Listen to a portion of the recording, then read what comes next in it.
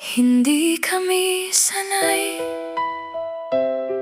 pero hindi kami mangmang. Ang puso ko'y nasasaktan, nalulungkot at nagagalit. Bakit ganito sila kalupit sa pangungupit? Kaban ng bayan ay tahasang kinamkam, at mga dukha ang unang nalugmok at nakaramdam. Hindi nalihim ang kanilang kasakiman, buong bayan ay saksi sa kanilang kalakaran. Mga proyektong pangbaha ang ipinangalandakan, ipinagsigawan, ngunit ghost project pala ang inatupag ng mga kawatan. sa wakas, may nakinig sa karamihan, Sumuporta, tumindig nanguna sa paninindigan. sa isang iglap, magkakapatid sa pananampalataya. Saan mang lugar, lumabas ng tahanan, hindi pumasok sa trabaho o paaralan. Nainitan, Naulanan, gumugol ng panahon sa lapi, lakas at kalusugan, at ang matindi pa nila ipinagtawanan. Minasama pa ang dahilan ng mapayapang pagtitipon ng mga nagmamahal sa bayan. para ito sa bayan, kakaiba man sa aming nakasanayan. Ngunit bilang Pilipino, ito'y tungkuling dapat panindigan at ipagsigawan. Opo, sanay kaming mapagod magsakripisyo, Itanggi ang gusto, pero para sa kaalaman po ninyo, iyon ay ginagawa naming madalas. hindi sa labas, hindi sa kalsada, hindi para may maabala, at hindi para magpakita Sa mga matang mapanghusga, sanay po kami sa loob ng kapilya, sa paglilingkod, sa pagpupuri. sa pagsamba. Hindi kami sanay sa lansangan, sa sigawan.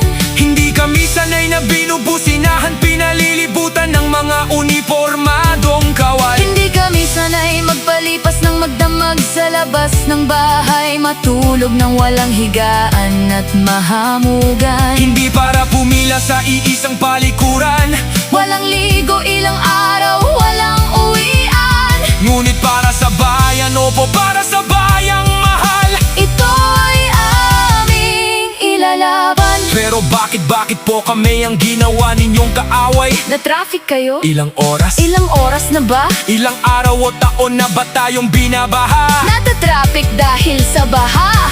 Perwisyo kaming lumalaban sa mga magnanakaw ng kabangyaman. Hindi ba't ang perwisyo ay ang mga duwag sa magnanakaw? Maingay sa social media, parang batingaw na umaalingaw-ngaw. Mga asong di makatahol Walang pangil sa katuwiran.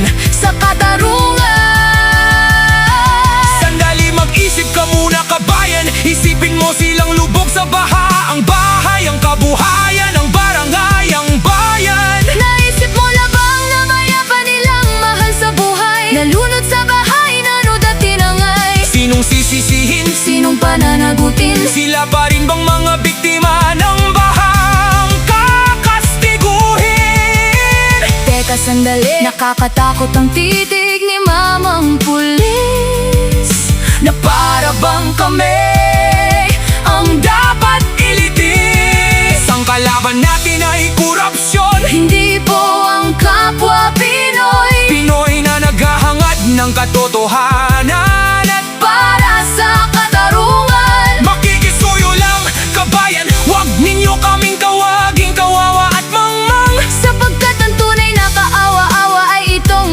ating bansa.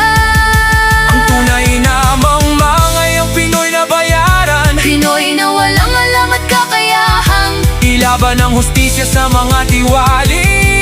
nasa kapangyarihan. Ulit po, hindi kami sanay, Pero hindi kami mangmang. silang mga tunay na sanay at mangmang. Tsak may katapusan.